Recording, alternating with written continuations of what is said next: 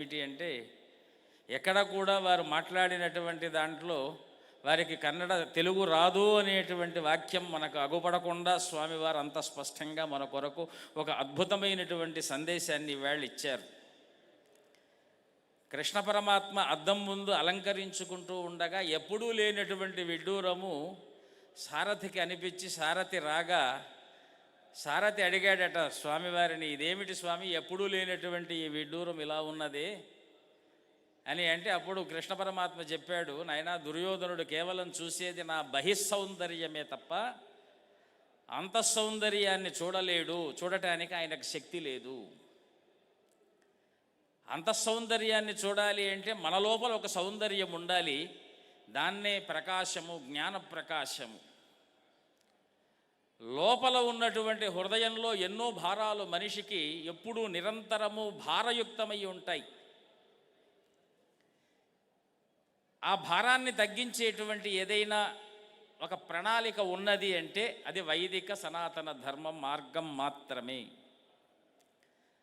అందుకే కృష్ణ పరమాత్మ ఎందుకు దుర్యోధనాదుల పక్కన లేడు, ధర్మరాజు ఇత్యాదుల పక్కనే ఉన్నాడు అంటే వాళ్ళ హృదయంలో వైదిక సంప్రదాయ నిష్ఠకు ప్రతిరూపంగా పరమాత్మను చూస్తున్నారు.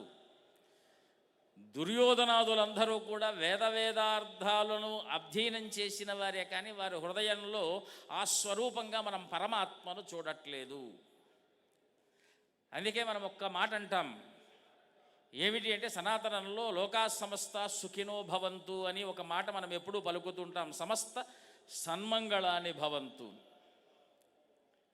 అందుకే అన్ని సన్మంగళములు ఎవరి దగ్గర ఉంటాయి అంటే జగన్మంగళాకారుడైనటువంటి ఆ పరమాత్మ యందు ఉంటాయి.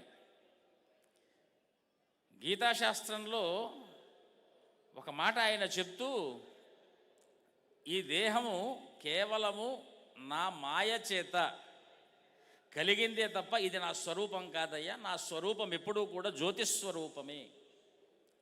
కాబట్టి ఎంత జ్ఞానంతో మనం వ్యవహరిస్తే ఆ పరమాత్మను బాహిక సౌందర్యం కాకుండా ఆ జ్యోతిస్వరూపాన్ని మనం అర్థం చేసుకుంటాము అనేటువంటి విషయాన్ని వ్రతాలలో, పూజలలో, గృహాల యొక్క అలంకరణలో, దేహము యొక్క అలంకరణలో ఎక్కడికి వెళ్ళినప్పటికీ కూడా మంగళప్రదంగా మనం ఇచ్చేటువంటి ఒకానొక భగవంతుడికి చూపించేది, మనమిచ్చేటువంటిది, జనులందరూ కళ్ళకు అద్దుకునేటువంటిది హారతి.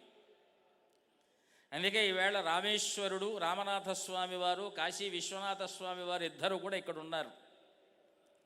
మేము వచ్చేటప్పటికీ రామనాథస్వామి వారి యొక్క కళ్యాణ వైభవం అంగరంగ వైభవంగా ఇక్కడ పండితోత్తముల చేత చెప్పబడేటువంటి మంత్రోచ్చారణల మధ్య ప్రబలలతో, మంగళసూత్ర ధారణతో, ఈ యొక్క ప్రాంగణము యొక్క ఊరేగింపుతో అత్యంత వైభవోపేతంగా రామేశ్వర స్వామి వారు పర్వతవర్ధిని సహితంగా మనకు అనుగ్రహాన్ని ఇచ్చారు.